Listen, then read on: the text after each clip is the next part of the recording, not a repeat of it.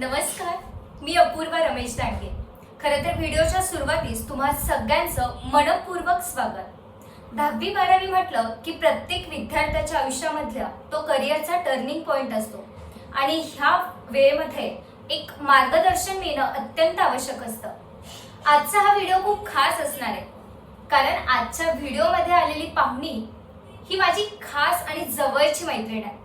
ती उत्तम भरतनाट्यमही करते, ती गाणंही गाते, ती कविताही रचते आणि विशेष बाब म्हणजे ती जे हॉस्पिटल, ग्रुप ऑफ हॉस्पिटल आणि ग्रँट मेडिकल कॉलेज मुंबई येथे तिचं MBBSचं दुसऱ्या वर्षात आहे. तर गायत्री, सगळ्यात पहिले व्हिडिओच्या सुरुवातीस तुझा मनपूर्वक आभार की तू वेळात वेळ काढून इथे आलीस. त्याबद्दल तुझा आभार आणि खूप खूप स्वागत. अरे मीच खूप आभारी आहे, पण आभार काय म्हणायचे, आजचा इंटरव्ह्यू नाही होणार आहे, आज गप्पा होणार आहे. गप्पा मारणार आहोत. खूप दिवसानंतर आम्ही भेटलोय आणि खूप मस्त गप्पा मारणार आहोत. गायत्री, सगळ्यात पहिले तू तुझं छोटंसं इंट्रोडक्शन आम्हा सगळ्यांना करून देशील. तर मी गायत्री गणेश देशमुख. मी नीट 2020 एक्झाम दिली होती. नीट 2020 मध्ये मला आउट ऑफ 720 632 मार्क्स होते. माझा ऑल इंडिया रँक होता 7200 आणि स्टेटमध्ये रँक होता 540. त्यामुळे मला कॉलेज मिळालेलं आहे ग्रँड गव्हर्नमेंट मेडिकल कॉलेज आणि जे ग्रुप ऑफ हॉस्पिटल्स मुंबई. अच्छा, म्हणजे नीटमध्ये तुला 720 आउट ऑफ 632 मार्क्स मिळाले. अच्छा गायत्री, मला सगळ्यात पहिले तुझ्याकडनं जाणून घ्यायला आवडेल की युजली प्रत्येक टॉपरचं एक वेगवेगळं रिझन असतं की why they wanted to study MBBS किंवा why they wanted to become a doctor. तुझं नेमकं रिझन काय होतं? म्हणजे आधीपासूनच तुझं ड्रीम होतं की म्हणजे कुठलं सोर्स ऑफ मोटिवेशन होतं की करायचं तर डॉक्टरच करायचं आणि त्यातल्या त्यातही MBBSच करायचं आहे? तर तुझं नेमकं रिझन काय होतं? तुला तर माहिती आहे, म्हणजे शाळेत असताना अभ्यास म्हणजे काही प्रश्नच नव्हता अभ्यासासाठी. आम्ही अदर करिक्युलर ऍक्टिव्हिटीज मध्ये सुद्धा तुझ्याकडे बघून ते असं वक्तृत्व करायची मला इन्स्पिरेशन मिळायचं. थँक्यू. पण ठीक आहे, ते लहानपणापासून आजोबा माझे डॉक्टर आहेत, तर आजोबांकडे बघून मला वाटायचं की मला पण डॉक्टर बनायचं आहे. पण ते एवढं असं माझं फर्म नव्हतं की मी डॉक्टर बनेन. पण माझा दादा जेव्हा MBBS करायला त्यांनी स्टार्ट केलं, म्हणजे त्याचं जेव्हा ऍडमिशन झालं त्याच्यानंतर तर मी ठरवलंच की मला MBBSच करायचं. तोच एक माझं मोटिवेशन आहे, तोच माझा रोल मॉडेल आहे, जे काय म्हणशील तू. म्हणजे तुझ्या यशात तुझ्या दादाचा आईवडिलांचा खूप जास्ती मोठा आहे. तर मग त्यांनी जेव्हा केलं त्याच्यानंतर. अच्छा गायत्री, मला एक सांग की आता युजली आपण बघतो बरेच स्टुडंट्स त्यांचे टॉपर्सचे इंटरव्ह्यू ऐकले तर ते अगदी 8वी-9वी पासून स्टडी करायला स्टार्ट करतात. तू नीटचं प्रिपरेशन एक्झॅक्टली केव्हा स्टार्ट केलं होतं? तर शाळेत असताना तर बिलकुल मी कधीच 8वी-9वी पासून नीटचं प्रिपरेशन केलं नाही. 9वी पासून मी खरं तर अभ्यासाला सुरुवात केली, कारण की 10वी नंतर मला एक माहित होतं की मला शाहू कॉलेजला जायचंय, तिथे मला नीटचं प्रिपरेशन करायचं आहे. तिथे जाण्यासाठी 10वी बोर्डामध्ये तुम्हाला खूप चांगले मार्क्स लागतात. म्हणजे तू अगदी छोट्या छोट्या गोष्टीपासून सुरुवात केली. तर तेव्हापासून मी सुरुवात केली बोर्डच्या प्रिपरेशनला. मग 10वी मध्ये मला 98.20% मिळाल्यानंतर मला शाहूमध्ये ऍडमिशन भेटलं. तिथे माझे नीटचं प्रिपरेशन सुरू झालं. पण नीटचं ऍक्च्युअल खरं प्रिपरेशन हे माझं घरीच सुरू झालं होतं शाहूला जायच्या आधी, जेव्हा माझ्या दादानी मला नीटचं NCERTचं फिजिक्सचं बुक हातात दिलं होतं की तू बस हे मला वाचून दाखव. कारण की ते असतं ना 10वी नंतर तुम्ही खूप हवेमध्ये असता, तर बस ते खाली उतरण्यासाठी त्यांनी मला दिलं. आणि एक्झॅक्टली तू नीटचं प्रिपरेशन 11वी मध्ये स्टार्ट 11वी मध्ये प्रॉपर घरी असताना. मोस्ट ऑफ द स्टुडंट्स असं होतं गायत्री की 11वीला असताना ना ते जास्त सिरियस नसतात अबाउट स्टडी. मग 12वीला गेल्यावर त्यांना कळायला लागतं की आता तर आपली अगदी एका वर्षावर एक्झाम येऊन ठेपली आहे. आणि मग ह्या वेळेस मोस्ट ऑफ द स्टुडंट 12वीला सिरियस होतात. मग यावेळेस असं टेन्शन यायला लागतं की 11वी + 12वी 2 वर्षाचा अभ्यास मी एका वर्षात कसा करू. मग मला एक सांग की ह्या विद्यार्थ्यांसाठी तू नेमकं काय सांगशील की 2 वर्षाचा अभ्यास एका वर्षात कव्हर होऊ शकतो का? आणि तुझं डेली रुटीन किंवा तुझं शेड्यूल कसं होतं ते थोडक्यात सांग. तर 2 वर्षाचा अभ्यास खरं तर होऊच शकत नाही एका वर्षामध्ये. पण तसं बघायचं म्हटलं तर आपण करू शकतो काही प्रमाणामध्ये, जर तुमच्यामध्ये खरंच विल पॉवर असेल करण्याची आणि मेहनत करण्याची इच्छा असेल तर. पण शक्यतो 11वी जर तुम्ही आता 11वी मध्ये आहात तर डे 1 पासून सिरियस राहा. तुम्ही फायद्यात ठरताल, चांगल्या कॉलेजला तुम्हाला ऍडमिशन मिळेल. पण जर एका वर्षात तुम्हाला अभ्यास करायचा आहे, जर तुम्ही 12वी मध्ये सिरियस झाला आहात तरी पण पॅनिक व्हायची गरज नाही. तुम्ही अभ्यास करू शकता, पण त्याच्यासाठी तुम्हाला वेटेज वाईज अभ्यास करायची गरज आहे. की तुम्हाला माहिती पाहिजे की कुठल्या टॉपिकमधून जास्त प्रश्न येतात आणि मग त्या टॉपिकचा तुम्ही जास्तीत जास्त अभ्यास केला मला चांगले मार्क्स पडू शकतात. अच्छा, काहीतरी मला एक सांग की नीटचं एक्झामचं जे एक्झॅक्टली प्रिपरेशन आहे तर ते केल्यानंतर तू किती वेळ द्यायचीस म्हणजे पूर्ण कम्प्लीट होल डे? हा, डेली शेड्यूल ना हे प्रत्येकाचं वेगळं असतं आणि जसं मी सांगितलं की म्हणजे मी रिपीट केलं होतं नीट एक्झाम मी रिपीट एक्झाम दिली होती त्याच्यामुळे हे फ्रेशर्स आणि रिपीटरचं शेड्यूल वेगळं असतं. पण मी असं की मी दोन्ही पण एक्सपिरियन्स केले म्हणून मी दोन्ही पण माझं शेड्यूल सांगते. मी फ्रेशर होते तेव्हा माझं कोचिंग असायचे सकाळी 7 किंवा 9 ते संध्याकाळी 5 पर्यंत. त्याच्यानंतर माझं शेड्यूल असायचं की मी ब्रेकमध्ये पण थोडं थोडं काहीतरी वाचायचे जसं की बायोलॉजी किंवा फिजिक्सचं काही सॉल्व्ह केलं असं अशा गोष्टी माझ्या होत्या.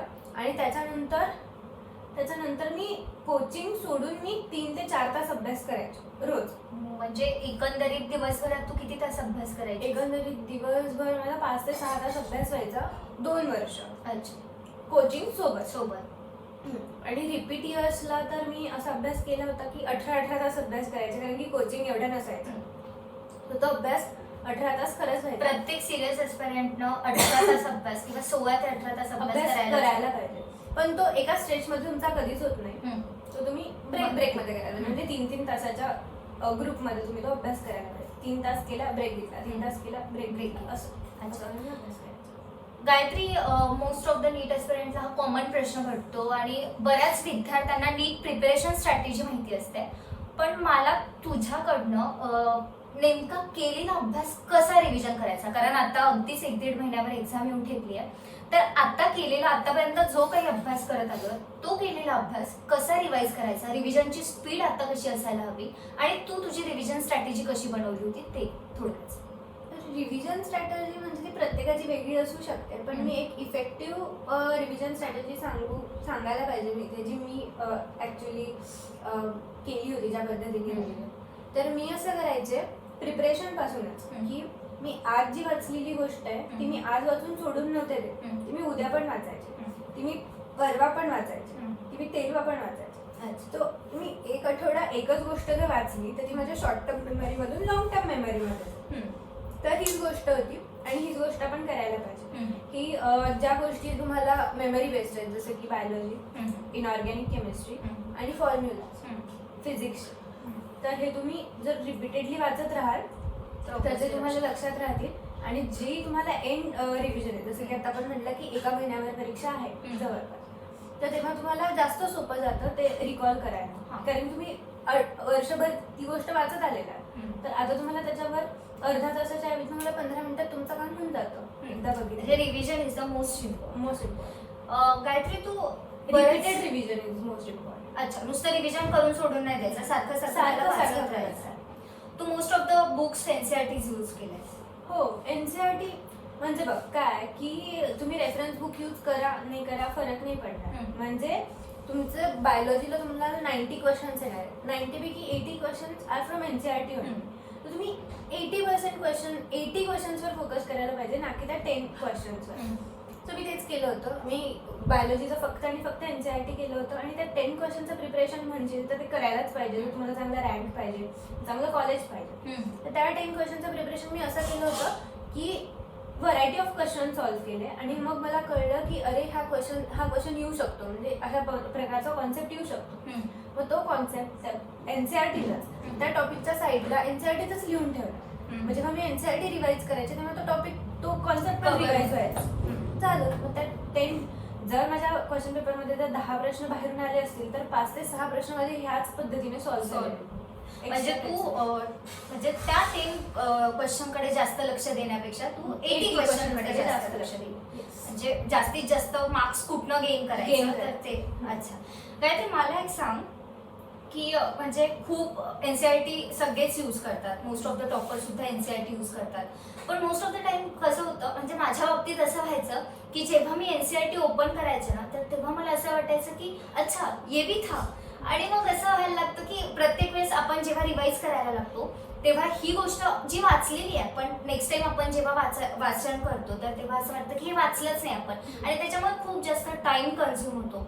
तर हा टाइम कन्झ्युम जो होतोय तर तो कुठेतरी कमी झाला पाहिजे, किंवा तू जे वाचतीयस ते नंतर लक्षात राहील, किंवा टाइम कन्झ्युमिंग साठी तू काय सांगशील? कारण ह्या वे मध्ये सगळं रिवाइज करणं, to complete your whole syllabus, हे खूप जास्त अशक्य आहे. मग तू ह्या वेळेस कसा, म्हणजे वे कसा वाचवायचीस? तुम्ही एकच केलं होतं, जसं की मी प्रत्येक 3 सब्जेक्टसाठी सांगेन. जसं की फिजिक्स आहे, तर तुम्हाला फिजिक्सची रिव्हिजन करायची आहे. तर जेव्हा मी प्रिपरेशन करत होते, जेव्हा मी क्वेश्चन सॉल्व्ह करायचे, तर मी काही क्वेश्चनला IMP मार्क करून ठेवलं होतं की हे क्वेश्चन इम्पॉर्टंट आहे, त्याच्यामध्ये इम्पॉर्टंट कॉन्सेप्ट आहे. सो ते क्वेश्चन्स होते आणि माझे फॉर्म्युला बुक होती. जसं की मी फिजिक्ससाठी सगळ्यांना रिकमेंड करेल की एक फॉर्म्युला बुक तुमच्या हातात ठेवा आणि त्याला रोज वाचत राहा. ते रोज रोज सगळे फॉर्म्युला एका बुकमध्ये कलेक्टिव्हली ठेवले. ते वाचायची, तू रोज रिव्हिजन करायची. रोज रिव्हिजन करायची. Repeated revision is most important. फक्त रिव्हिजन करून काहीच भेटणार नाही, काहीच उपयोग आणि तुमच्या शॉर्ट टर्म मेमरीत राहील. सो ते करत राहायचं. मग आता जसं की 1.5 महिन्यावर परीक्षा आहे, तर परीक्षेच्या आधी तुम्ही हे करायला पाहिजे की क्वेश्चन्स तुम्ही सॉल्व्ह करतात, पण तुम्ही जे आधी केलेले क्वेश्चन्स आहेत, जसं की इम्पॉर्टंट क्वेश्चन्स आणि ते फॉर्म्युला, सो ते रिवाइज करायचं. रिवाइज करण्याची पण एक विशिष्ट पद्धत की जर समजा मी काल एक गोष्ट रिवाइज केलेली आहे, तर ती आज मी कशी लक्षात ठेवेल. तर काल वाचलेली गोष्ट आज मी डोळे मिटून आठवण्याचा प्रयत्न करायचे की ते आठवत आहे का. आणि त्यातल्या मला ऑब्व्हियसली पहिल्या फर्स्ट अटेम्प्टमध्ये तर मला 100% गोष्टी कधीच आठवत नव्हत्या. 25% गोष्टी आठवल्या. मग ज्या उरलेल्या 75% गोष्टी मी फक्त त्याच वाचायचे. ह्याच्यामुळे त्या 25 ज्या मला आठवतात त्या गोष्टींवर माझा वेळ जायचा नाही, माझ्याकडे जास्त वेळ उरायचा. अशा पद्धतीने आपण वेळ मॅनेज करू शकतो. बायोलॉजीसाठी पण सेम की जेव्हा मी रीडिंग करायचे बायोलॉजी जे चॅप्टर्स आहेत ते मी काही पॉईंट्स हायलाईट करून ठेवले होते. काही पॉईंट्सला कट मारून ठेवला होता की ह्या पॅरेग्राफ मधून क्वेश्चन फॉर्म होतच नाही आणि येतच नाही. पायफळ गप्पा मारलेल्या आहेत त्या पॅरेग्राफ मध्ये आणि तो आपल्याला कधीच वाचायचा. तसं मी म्हणजे कट करून ठेवलं. काय करावं यापेक्षा काय करू नये यावर जास्त फोकस. आणि मग जे हायलाइटेड पॉइंट्स आहेत ते पण मी एकदा डोळे मिटून आठवण्याचा प्रयत्न करायचे की याच्यामध्ये ऍक्च्युअली ह्या टॉपिक मध्ये काय दिलेलं. म्हणजे नाही आठवायचं बायोलॉजीमध्ये पण मी तेच वाचायचे आणि सोबत तर क्वेश्चन्स मी सॉल्व्ह करायचे. आणि जे क्वेश्चन्स ज्या टॉपिक मधून चुकले तो टॉपिक परत वाचायचा. काही गोष्टी न आठवणाऱ्या गोष्टींसाठी तू ट्रिक्स केल्या होत्यास का? काही हायलाइट केले होते का? तू नोट्स काढायचीस का? नोट्स मी कधीच काढल्या नाही बायोलॉजीसाठी, तर कधीच नाही. कारण की मला असं वाटायचं की टाइमपास आहे. जी गोष्ट ऑलरेडी तुम्हाला एका बुक मध्ये लिहून दिलेली आहे ती परत का लिहायची. त्याच्यामुळे मी कधीच नोट्स काढल्या नाही. नोट्स काढल्या तर मी तेच हायलाइट करून आणि बुक मध्येच साईडला लिहून ठेवायचे काय जे आठवत नाही. म्हणजे प्रिव्हियस इयर आणि हायलाइट केलेले पॉइंट जास्त मेमरी करायचे. अच्छा गायत्री, मला एक सांग की म्हणजे बऱ्याच एस्पिरंट्सचं असं म्हणणं असतं की त्यांचं म्हणणं असतं की माझा अभ्यास झालाच नाहीये या वीकमध्ये किंवा या मंथमध्ये, तर मग मी उगीच वीकली टेस्ट किंवा मंथली टेस्ट का देऊ? उगीच मला ते कमी मार्क्स पडतील आणि मग मला प्रेशर यायला लागेल, टेन्स यायला लागेल, त्यापेक्षा मी एक्झामच नाही देत. तर मला सांग की वीकली टेस्ट किंवा डेली MCQ सॉल्विंग किंवा मंथली टेस्ट किती इम्पॉर्टंट आहे एका नीट एस्पिरंटसाठी? आणि आता रोज दिवसात ना किती तू मॉक टेस्ट द्यायचीस तुझ्या 1 month बिफोर एक्झाम? तर वीकली टेस्ट आणि मंथली टेस्ट सगळ्यात जास्त इम्पॉर्टंट आहे. कारण की मंथली आणि वीकली टेस्ट तुमची नीटची फायनल एक्झाम नाहीये. सो त्याच्यामध्ये जर तुम्हाला कमी मार्क्स पडले तर तुम्ही त्याला एक प्लस पॉईंट म्हणून घेतलं पाहिजे की तुम्हाला एक्झामच्या 1.5 महिना आधी 2 महिने आधी कळत आहे की तुमच्या चुका होतात. सो तुमच्याकडे 60 days आहेत त्या चुका रेक्टिफाय करायला. मी पण तेच करायचे. मी माझा पर्सनल एक्सपिरियन्स सांगते की मी जेव्हा फ्रेशर होते तेव्हा मी ही गोष्ट मला असं वाटायचं की माझा भाऊ माझ्यावर लागतोय की नाही एक पण एक्झाम बुडवायची नाही. मला असं वाटायचं कधी कधी नाही यार मला नाही द्यायची एक्झाम. पण ही जेव्हा मला एक्सपिरियन्स आला, जेव्हा माझं स्वतःला कळलं की हे इम्पॉर्टंट आहे ते ना, तर ते खरंच इम्पॉर्टंट आहे. कारण की त्याच्याशिवाय तुम्हाला कळूच शकत नाही. तुम्हाला जोपर्यंत तुमच्या चुका कळत नाही तोपर्यंत रेक्टिफाय तुम्ही करू शकणार नाही. जर तुमची जी वीकली मंथली टेस्ट मध्ये चुका होतात, जर तुमच्या फायनल एक्झाम मध्ये चुका झाल्या तुमचा तर नंबरच लागणार नाही. त्याच्यामुळे जेवढ्या चुका होतात भरभरून चुका करा मंथली वीकली टेस्ट मध्ये आणि फक्त त्या रेक्टिफाय करून एव्हरी टेस्ट तुम्ही त्या लक्षात इम्प्रूव्ह करायचा प्रयत्न करा. लास्ट टेस्टला जरी चूक नेक्स्ट एक्झामला नाही झाली पाहिजे, शक्यतो नाही झाली पाहिजे. परत जर झाली तर पुन्हा पुन्हा नाही व्हायला पाहिजे असं. म्हणजे भरपूर चुका करा, चुका करण्यात काही व्हरायटी ऑफ चुका करा. मी हा. व्हरायटी. पण आता केलेल्या चुका तुम्ही फायनल एक्झाम साठी नका करू. म्हणजे तुम्हाला आता गायत्रीने जसं सांगितलं की तुम्ही आता ज्या चुका करतायत त्या खूप जास्त चांगल्या, की तुम्हाला ते आत्ता कळतायत की अच्छा आपल्या इथे चुकताय, आपण इथे चुका करतोय. पण नेक्स्ट टाइम ह्या चुका करू नका किंवा फायनल साठी तुम्ही ह्या चुका करू नका. आणि चुका पण आहे ना एका विशिष्ट पद्धतीने कॅटेगराईज करा. म्हणजे चुका झालाय तुम्ही एक चार्ट बनवू शकता की माझी चूक कुठल्या प्रकारातली आहे. म्हणजे चूक असते पण त्याचा पण एक टाईप असतो की जसं की माझं कॉन्सन्ट्रेशन नव्हतं क्वेश्चन सॉल्व्ह करताना, किंवा माझा अभ्यासच झाला नाही या पॉईंटचा, किंवा मला कळलंच नाही, मी पहिल्यांदा फेस केला अशा प्रकारचा क्वेश्चन. सो अशा व्हरायटी ऑफ कॅटेगरीज मध्ये तुम्ही त्या चुकेला हे करा, कॅटेगराईज करा. आणि लक्ष द्या की तुमची चूक कुठल्या कॉलम मध्ये जास्त होती. जसं की जर माझी कॉन्सन्ट्रेशन ह्या कॉलम मध्ये चुका जास्त होत आहेत तर मी जास्त अभ्यास करून फायदाच नाही, मला कॉन्सन्ट्रेशनवर वर्क करायला लागणार आहे. अशा पद्धतीने आपण लवकरात लवकर म्हणजे चुका रेक्टिफाय करू शकतो. नाहीतर मला एक सगळ्यात महत्त्वाचा प्रश्न विचारायचा. मला असं वाटतं आता जे पण व्हिडिओ बघतात त्या नीट एस्पिरंट्सच्या प्रत्येकाच्या मनातला हा क्वेश्चन आहे की how to study 1 month before the exam, how to study 1 week before the exam and how to study 1 day before the exam. तर बघ 1 month 1 week आणि 1 day माझं तर सगळं सारखं होतं. म्हणजे मी 2 महिन्या आधीपासून क्वेश्चन पेपर सॉल्व्ह करायला सुरुवात केली. माझा एका सायकलवर खूप विश्वास होता आणि मला माहित होतं की म्हणजे एका कुठल्या तरी पॅटर्नने आपण अभ्यास करायला पाहिजे. ज्या चुका मी 2 वर्ष केल्या त्या मला 3ऱ्या वर्षात करायच्या नव्हत्या. सो मी एक सायकलला फॉलो केलं होतं की solve, rectify, solve, analyse and then rectify and then resolve. So ही एक सायकल. तर मी पहिले सॉल्व करायचे. मग मी एक क्वेश्चन 720 मार्क्सचा एक सेट सॉल्व करायचे सकाळच्या सेक्शनमध्ये. मग मी त्या चुका अनालाइज करायचे, जसं की मी सांगितलं कॉलम वाईज. त्या क्वेश्चनला कॅटेगराईज करायचे की कुठल्या कॅटेगरीमध्ये माझा हा क्वेश्चन चुकलेला आलाय. त्याच्यानंतर मी ते टॉपिक्स जसं की मी प्रिपरेशनच्या वेळेस IMP करून ठेवलं होतं किंवा त्या टॉपिकचे फॉर्म्युले रिवाईज केले, किंवा बायोलॉजीचं चुकलं असेल तर तो चॅप्टर एकदा बघून घेतला, डोळ्याखालून घातला. ह्या गोष्टी मी दुपारच्या सेशनमध्ये करायचे आणि रात्रीच्या सेशनमध्ये मी परत एक set of question paper solve करायचे. आणि डेली तू दोन पेपर मी सॉल्व्ह केले. असे मी पेपर 1 month आहे.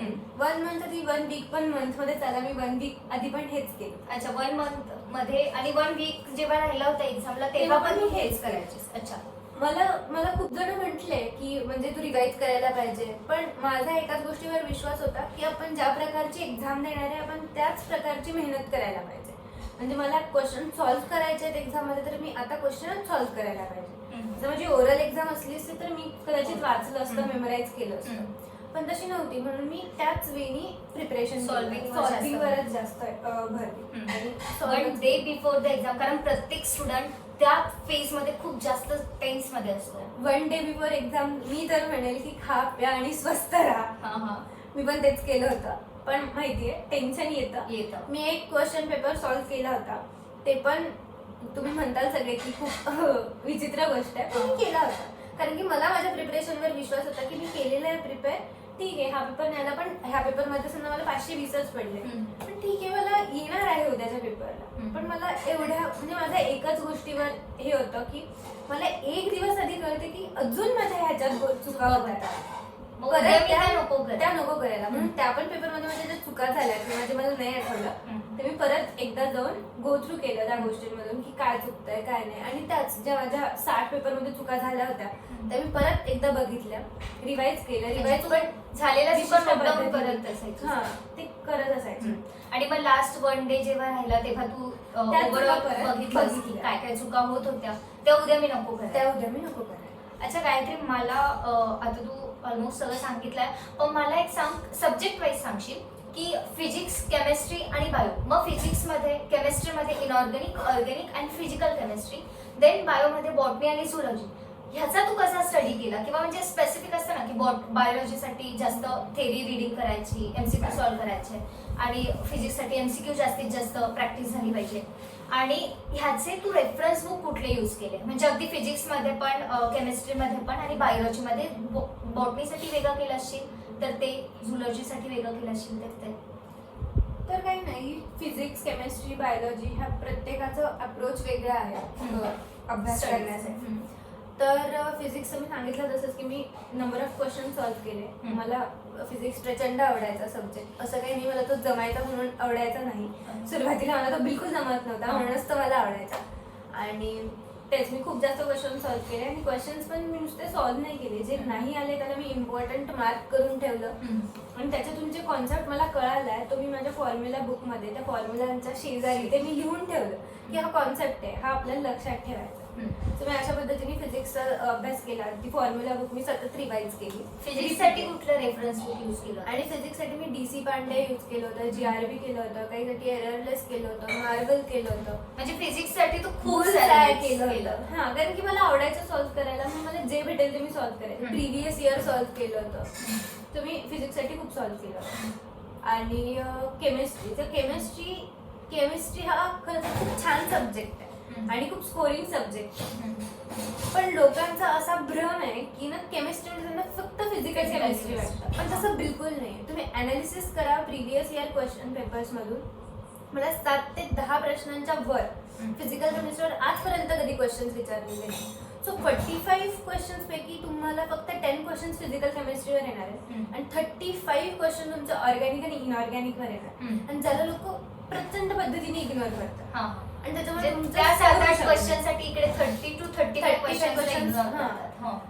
तर ते नाही करायला पाहिजे. आणि इनऑर्गॅनिक केमिस्ट्री सारखा सुंदर सब्जेक्ट नाही म्हणजे त्याच्यामध्ये तुम्हाला कळलं पाहिजे की तुम्ही कशा पद्धतीने जाल अभ्यास करण्यासाठी.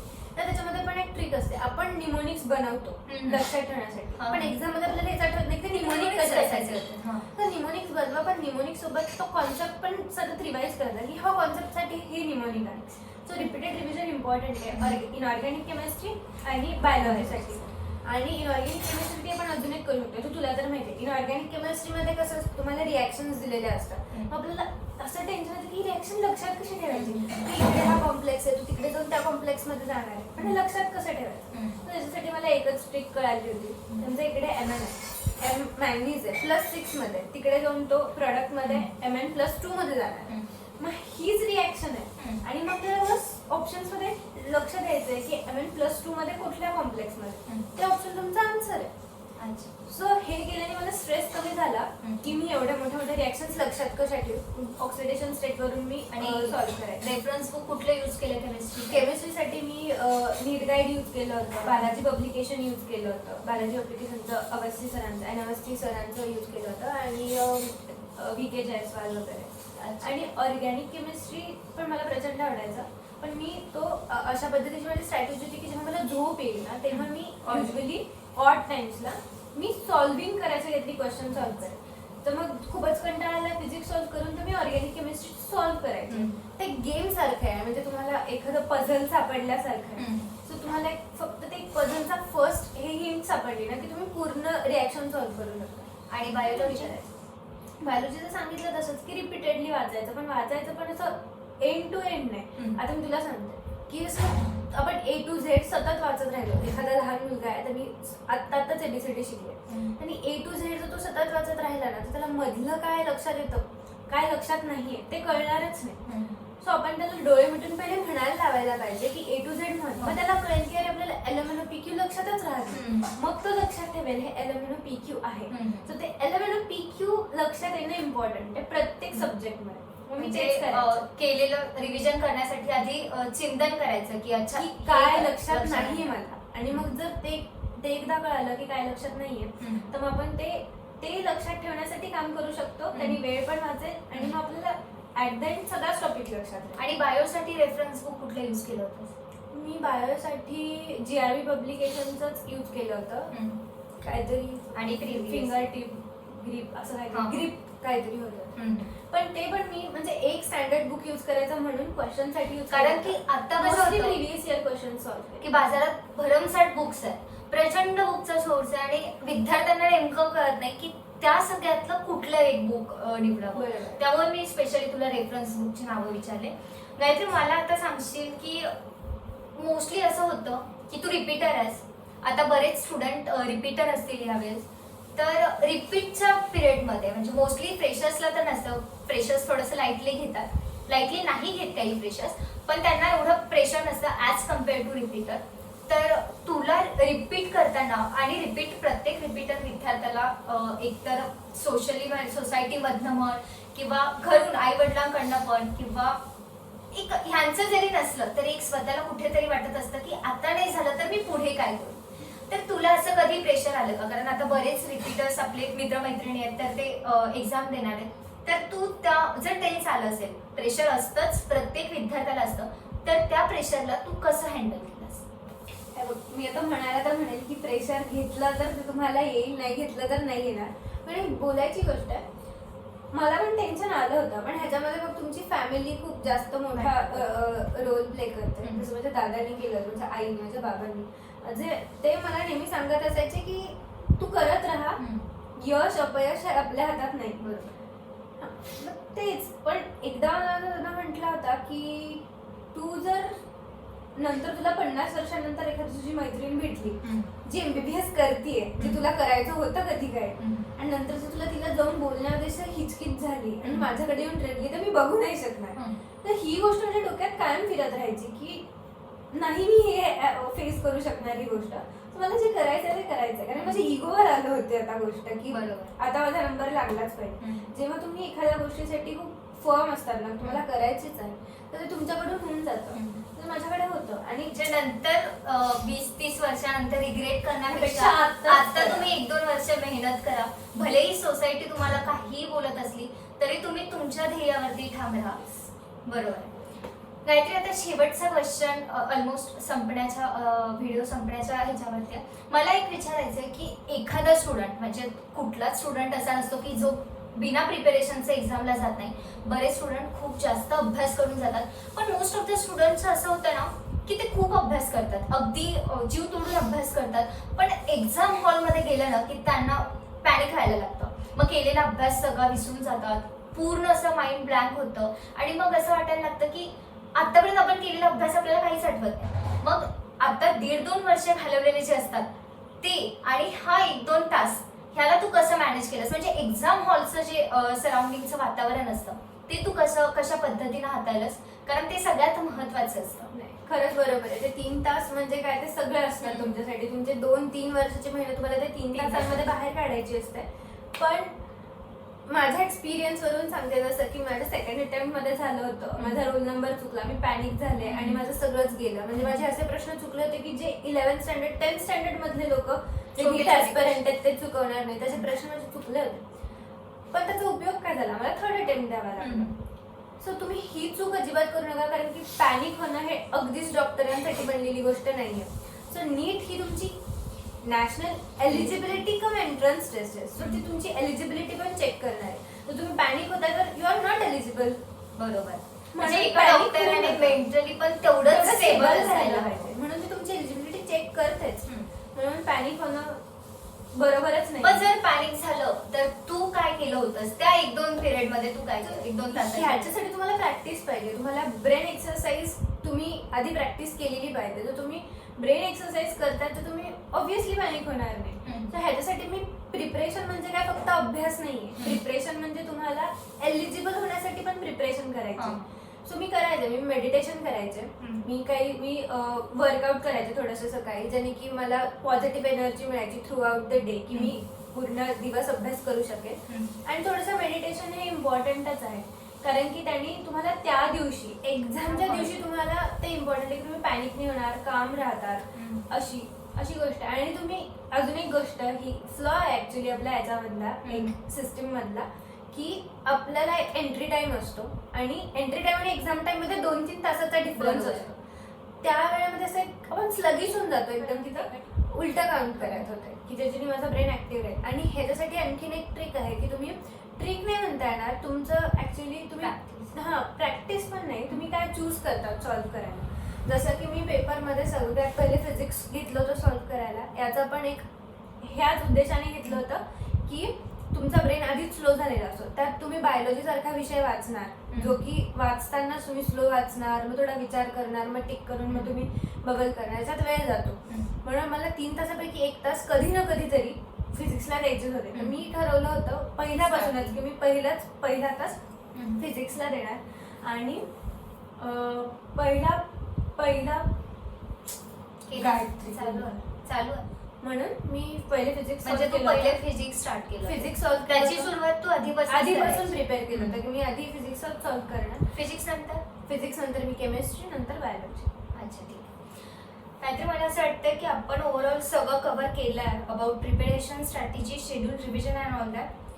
मला व्हिडिओच्या शेवटी एक मेसेज, जर तुला नीट ॲस्पिरंटसाठी म्हणजे अगदीच त्यांची 1-1.5 महिन्यावरती एक्झाम येऊन ठेपली आहे, तर त्यांना जर तुला एक मेसेज द्यायचा असेल शेवटचा, तर तो मेसेज तू काय देशील?